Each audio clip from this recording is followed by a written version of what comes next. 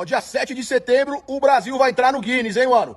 A maior concentração de corno por metro quadrado do planeta Terra, jamais visto antes. E é fácil identificar essa cornaiada aí. Eles vão estar tudo lá gritando, mito, mito. Os que vão de moto vão ficar assim, ó, bi, bi, bi, bi, bi, bi, mito. E é tudo um monte de corno conformado, maior concentração de corno conformado. Conformado com o preço da gasolina, conformado com o preço das coisas no mercado, conformado com o preço da conta de luz, são tudo conformadão lá, tá tudo lá. O cornão tá tomando no lombo e tá gritando mito lá, meu. Não faça parte desse Guinness aí não, é vergonhoso, hein, cara. Celebre o dia da independência do seu país, não a celebração da cornaiada. Fala, seus mal diagramados, a semana ficou marcada principalmente pelo Pandora Papers, conjunto de matérias que revelou nomes das autoridades, políticos, monarcas, artistas e empresários bilionários que ocultam patrimônio em paraísos fiscais pelo mundo todo. Para alguns, foi um escândalo com potencial para superar inclusive o Panama Papers. Além disso, contou com as ilustres presenças do ministro da Economia, Paulo Guedes, e do presidente do Banco Central, Roberto Campos Neto, entre os envolvidos. Já para a imprensa nacional, foi um assunto irrelevante, tanto que quando abordaram a história no dia do vazamento, colocaram fotos da Shakira ou do Elton John para atrair o leitor. O que mereceu destaque nos noticiários no mesmo período foi o desaparecimento fake de Nego do Borel, encontrado horas depois em uma suruba, e o eterno desejo de que Sérgio Moro se candidate a presidente do Brasil, mesmo tendo dificuldade para formar uma frase com mais de 4 palavras. Já na Câmara, o Pandora teve impacto maior. Guedes e Bob Fields Jr. terão que se explicar sobre as empresas offshore. Pode rolar demissão? Claro, mas quando trata-se desse governo, uma mudança costuma ser para pior. Por isso, não se animem tanto. E por conta desse assunto, Jair passou os últimos dias caladinho. Eu achava até que tinha morrido e encomendei uma caixa de rojão de 12 que eu vou ter que guardar por mais alguns meses. Mas sem o Jair pautando a imprensa, coadjuvantes brilharam, como foi o caso de Collor, que depois de anos de doses inseguras de brilho, agora vive um momento de brilho eterno de uma mente sem lembranças e não sabe nem mais em que década está. O senador potiguar Stevenson Valentim anunciou que o Congresso é um chiqueiro e que ele nasceu mesmo para bater na cara de vagabundo. O vereador Dente de Leite Nicolas Ferreira foi humilhado ao tentar visitar o Cristo Redentor sem máscara e sem comprovante de vacinação. E Heinz mentiu até o último minuto da CPI. Tudo isso e muito mais você vê agora no Piores Vídeos da Semana. Apesar de Gandolfo Magro Rodrigues tentar estender a CPI da saúde por pelo menos mais 14 aninhos, o regramento do Senado foi cumprido e a comissão chegou ao fim nesta semana. Oi? Não? Não acabou? Dia 18 de outubro tem Quiroga de novo? Acabou com a minha piada aqui. Não é possível. O Randolph falou? Tá bom. Então, a gente tá lá, vai estar ao vivo no dia 18 também.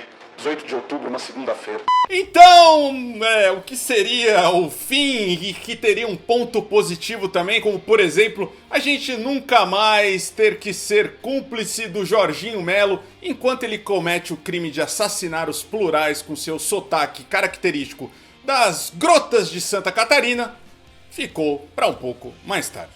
Mas pensa bem, sem a CPI, Narcos Rolex, o Marcos Rogério, vai ter que reativar o cadastro da Cato para poder novamente mostrar todo o seu potencial vocal em algum emprego de locução em loja da 25 de março. Quando a CPI acabar, o Girão, ele pode se mandar para o Rio Grande do Norte, onde tem acontecido sessões para averiguação de irregularidades do consórcio Nordeste. Evento em que ele pode finalmente ficar próximo do seu amor platônico, Carlos Gabas, ele mesmo, Girão, é isso aí, maconha! Mas eu tenho certeza que a melhor parte do fim da CPI é nunca mais a gente ter que ouvir o combo de mentiras contadas diariamente por Luiz Carlos Reich.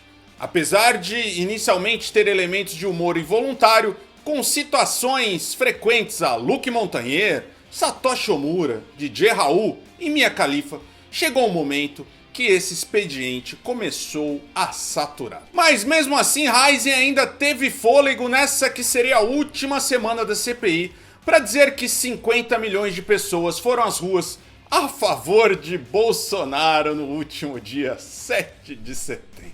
50 milhões.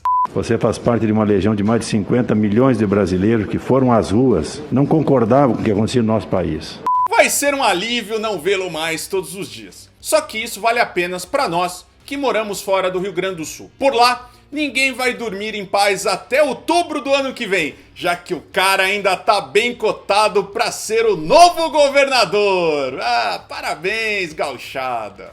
Eu tenho pouca nostalgia, mas se existe algo que realmente sinto falta é das pegadinhas do Gibi, Ivolanda e Ruth Ronce. Ao tirar esse entretenimento de qualidade do fim dos domingos do SBT, Silvio Santos deu espaço para que aspirantes a políticos ocupassem o vácuo deixado por esse trio.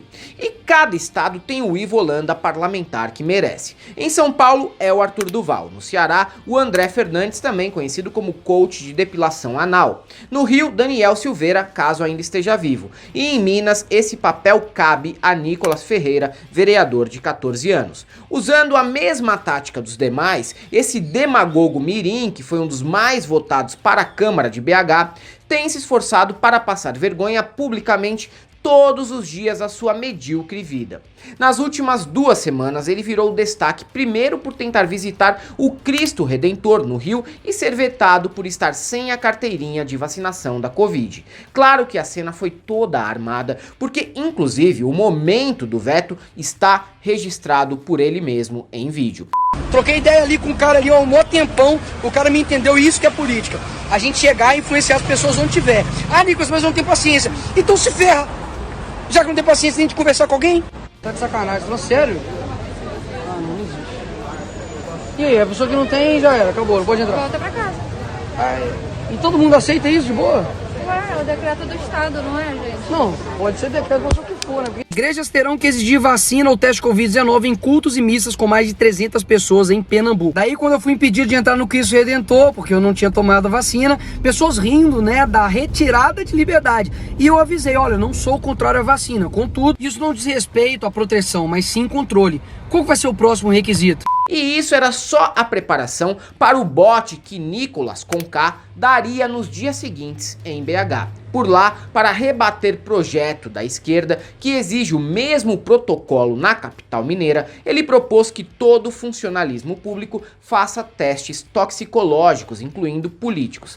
Não sou a favor do passaporte de vacinação, mas ao passaporte toxicológico, ou seja, a minha proposta, utilizando o mesmo instrumento da esquerda, é que os servidores públicos aqui de Belo Horizonte, isso inclui políticos, professores, passem por um exame toxicológico periódico. Mas no Brasil inteiro, vereadores, deputados, façam o mesmo, que eu tenho certeza que é uma vontade de todo cidadão de bem daqui do Brasil. Certamente, a essa altura, ele já deve ter sido avisado para desistir da ideia, porque vai ser um tiro no pé. Mundialmente, é a direita que é conhecida pelo nariz nervoso. Isso quando não está envolvida com o carregamento de 39 quilos de pó para a Espanha ou com os famosos helicocas, que surpreendentemente carregam toneladas de droga que nunca tem donos. Incrível. E para fechar com chave de churume, Nicolas foi a Brasília provocar manifestantes em protestos das esquerdas. Lá, levou garrafadas e se fez de vítima em seguida. Típico. Eu admiro a persistência em ser paspalho, mas podia ao menos ser original.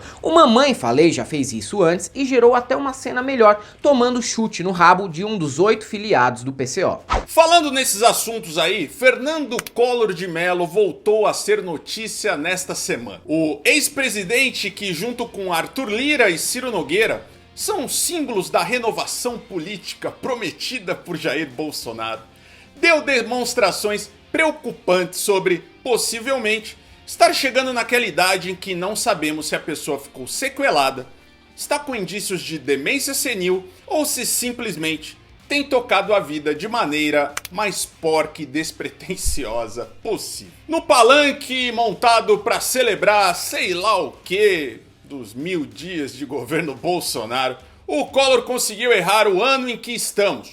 O parlamentar comentou que devemos respeitar o mandato de Bolsonaro, eleito em 1998. Quem dera, pelo menos o pesadelo já tinha acabado faz tempo. O que nós precisamos nesse momento, minha gente, é de estarmos unidos ao nosso presidente eleito democraticamente em 1998 para cumprir o seu mandato de 4 anos. Já no Senado, ele chamou os cidadãos de Boa Vista, em Roraima, de bostavistenses. Ok, errar faz parte. E a rebordosa das festinhas com a Cláudia Raia e o Zico, um dia mandam a conta. Favorece apenas o Tesouro Municipal boavistense. Mas nada disso é pior quanto o insistente erro do cidadão alagoano em reeleger Collor até hoje para o Senado. A CPI nos mostrou o necrochurume do Senado personificado nas figuras de Heinze, Marcos Rogério, Marcos Duval, Fernando Bezerra, Jorginho Melo e Eduardo Girão. Mas para nossa infelicidade, eles não são os únicos com nível político subterrâneo. Entre os 81 eleitos para a casa, não podemos esquecer do já citado Collor, Lazier Martins, eternizado pelo choque que tomou na festa da uva de Caxias do Sul, Chico Rodrigues, pego com dinheiro na cueca, Álvaro Dias, cliente número 1 da clínica de Botox de Lígia Cogos e de todas destilarias do Brasil, e Stevenson Valentim, policial potiguar, que é uma espécie de Daniel Silveira do Senado. Desde que assumiu em 2019, esse parlamentar que só se apresenta no Congresso parecendo um colchão de terno, se destacou principalmente por não perder uma oportunidade para dar declarações machistas, mesmo quando não é questionado. E agora ele voltou a virar notícia e não foi desta vez que o cara propôs algo útil na casa. Inclusive, ele assumiu que tem nojo do Senado, que seria um chiqueiro. Em vídeo, Stevenson Valentim ainda alegou que não nasceu para isso e sim para ser policial e bater na cara de vagabundo. Eu compreendo. Tudo que exige qualquer esforço intelectual deve ser um grande desafio para o senador. Já para atuar como um mau policial, basta sair na rua tocando terror em preto e pobre na madrugada. Muito mais simples mesmo. Porque isso aqui não é ambiente de gente, não. Entrar no chiqueiro e ficar naquela caatinga por 8 anos é difícil, meu irmão. Eu não nasci pra isso, eu nasci pra prender vagabundo, eu nasci pra sentar a mão na cara de vagabundo mesmo. Porém, eu não enxergo motivos para desistir do mandato só por essa saudade da farda. Se quer bater em vagabundo no Senado, é só dar um tapa diário na cara do Flávio Bolsonaro que a vontade passa. É muito difícil montar um personagem como Zé Trovão ou Oswaldo Eustáquio, jornalista de alta performance, e ainda atingir êxito em tudo isso. Eu admiro quem conseguiu. Mesmo que no fim das contas isso resulte numa prisão paraplégica de alta performance ou uma fuga pela América Latina para não passar uma temporada em Tremembé. E a gente não tá falando do Che Guevara, não. A gente tá falando de Oswaldo Eustáquio. Só que não é para qualquer um. Muitos tentam, só que poucos têm esse talento de copiar os médicos brasileiros e atuar com autonomia em suas áreas. Como Oswaldo, que aderiu a autonomia jornalísticas de mentir, e Trovão, que tem autonomia de ser caminhoneiro, mesmo sem ter a carta de e um caminhão para chamar de seu. Já esse cos-pobre de Marco Bezzi, de Cuiabá, Mato Grosso, tem caminhão sim, mas está decepcionado com o mito e tentou virar um novo Joe Thunder dos grupos de zap com seu vídeo anunciando rompimento com o governo após a alta do diesel e da manutenção dos valores antigos da tabela de fretes. O cara era uma coisa. Antes da campanha falou que ia nos ajudar com o piso mínimo. Agora o homem transformou. O homem é outra pessoa. Agora, segundo ele, nós somos um problema para ele. Beleza, galera? Tá aqui meu caminhão parado. Frete ruim. Na porta de casa aqui, ó. Entendeu? E tô pedindo agora. Do mesmo jeito que eu falei, fiz campanha para entrar. Tô falando pra sair agora. Amigo, na boa, ninguém liga. Não precisa avisar não. Se o Bolsonaro não se importou com a prisão do Bob Jeff e do Daniel Silveira, você ainda acredita que ele vai intervir a favor de anônimo que nem você? E não seja desonesto com o nosso mito. O Bolsonaro pode ser acusado de tudo, menos de estelionato eleitoral. O governo dele cumpriu quase tudo que prometeu. Você que projetou nele uma figura paterna protetora que nunca existiu. Quando sobrar uma grana aí, eu recomendo a análise para resolver as mágoas com seu pai e também para deixar de ser corno de político. Os apoiadores do Bolsonaro não são chamados de gado à toa. O termo é empregado pois eles são incapazes de contestar o presidente, independente do que ele fizer, falar ou causar. É fácil provar isso mesmo em nossos meios de convivência. Sempre que o mito estiver envolvido em um escândalo, eles encontram maneiras de proteger o político. 600 mil mortes? Ah, cara, mas e o Stalin que matou 67 milhões e ninguém diz nada? PIB negativo? Não, esse foi o PIB público. O privado está ótimo. Tem que separar as coisas, sabe como é? Contas offshore com 50 milhões do Paulo Guedes?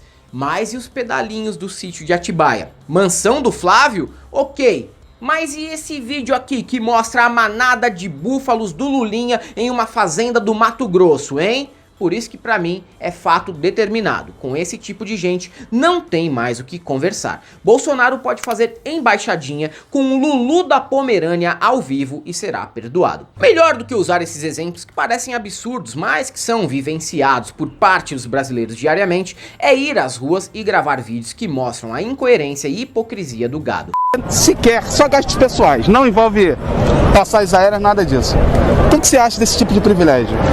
Absurdo. A gente vive num país que as pessoas passam necessidade, passam fome, e o judiciário com esses privilégios todos, e milhões de pessoas no Brasil com dificuldade de trabalho. Aliás, só um minuto. Eu falei presidente do STF, mas na verdade é o presidente do Brasil, o Bolsonaro, que tem esses privilégios, cara. O Bolsonaro gasta, só esse ano já gastou mais de 6 milhões no cartão corporativo e não divulgou.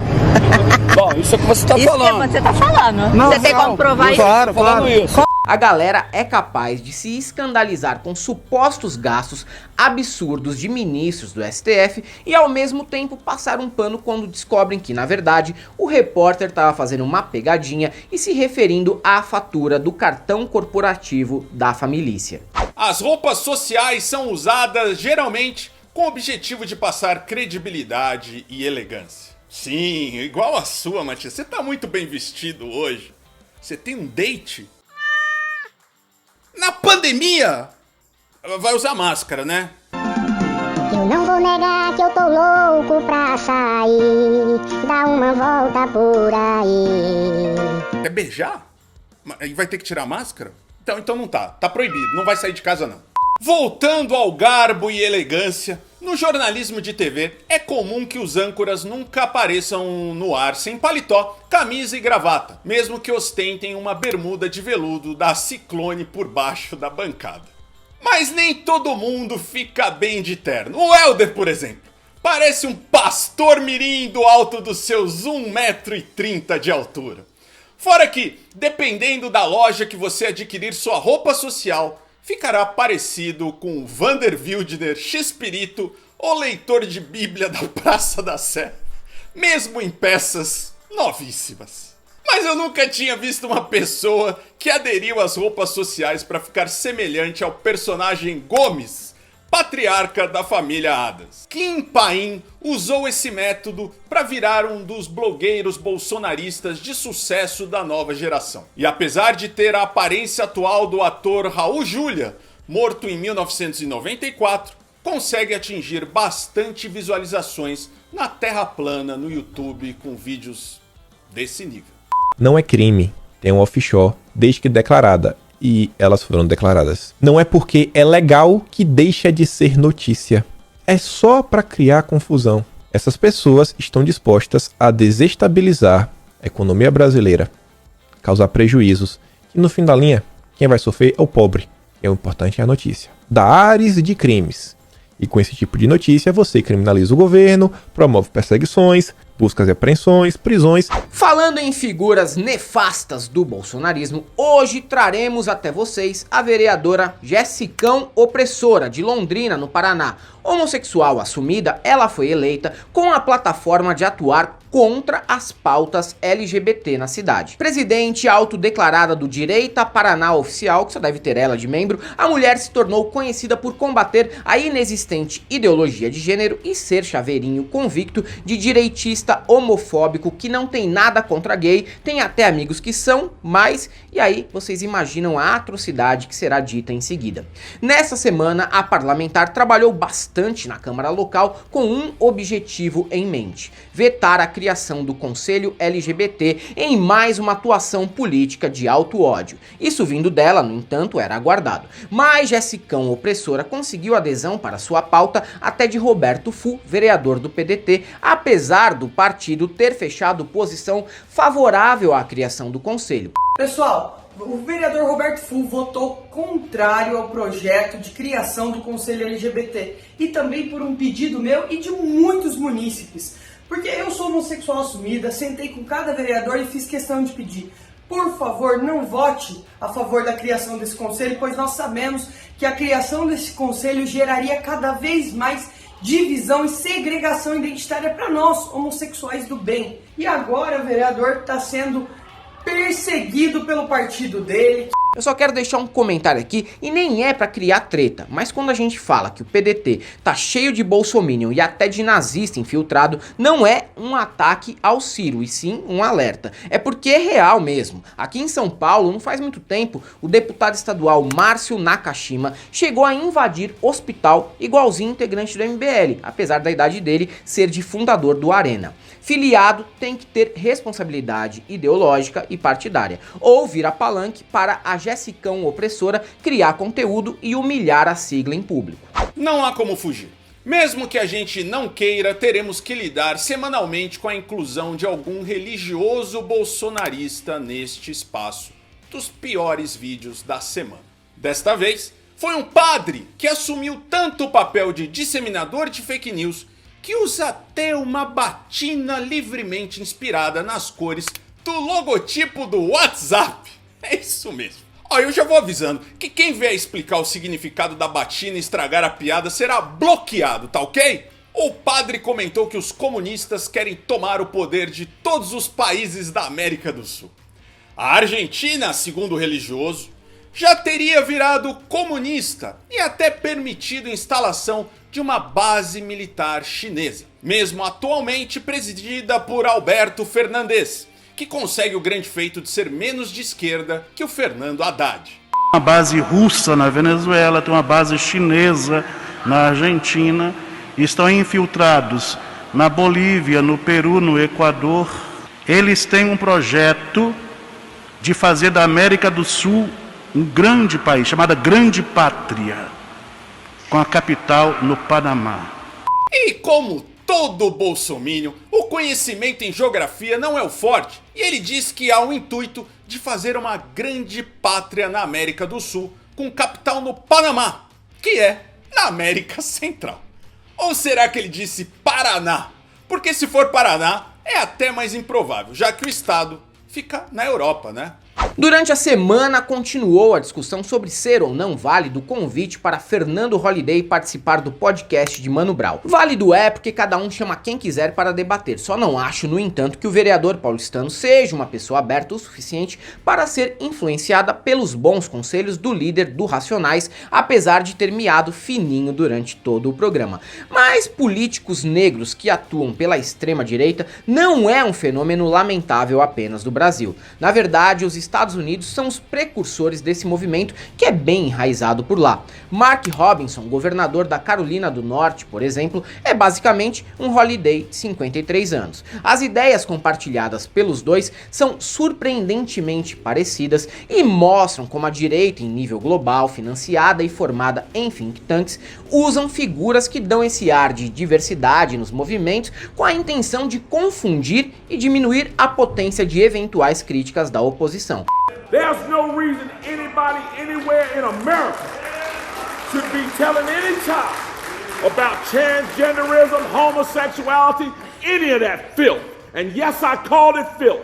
And if you don't like it that I called it filth, come see me and I'll explain it to you. Mas não se deixem enganar, inimigo é inimigo, independente de qualquer coisa. E não vão mudar se você der colo, carinho, compreensão e espaço para debater. Na semana seguinte, pode apostar, essa mesma pessoa vai estar tramando alguma forma de conseguir te mandar pro porão do DOPS ou te fazer passar por alguma tortura ainda pior, como ter que ouvir um disco inteiro do Latino por 3 dias seguidos. E galera, uma errata aqui, hein? No vídeo da Prevent Senior dissemos que a banda Nocturnal emprega músicos para a banda Armored Down. Essa é uma informação errada do canal. O Fernando Quezada saiu da banda por divergências e anos depois entrou nessa banda Armored Down. Quem nos informou foi o batera Henrique Pucci, que nos acompanha aqui no YouTube. Então um abraço para ele e obrigado pelo aviso. E se você chegou até aqui e quer aulas de geografia do Marco Bezzi, eu falando em terceira pessoa, você não vai ter. Mas você pode nos apoiar, é muito importante o seu apoio,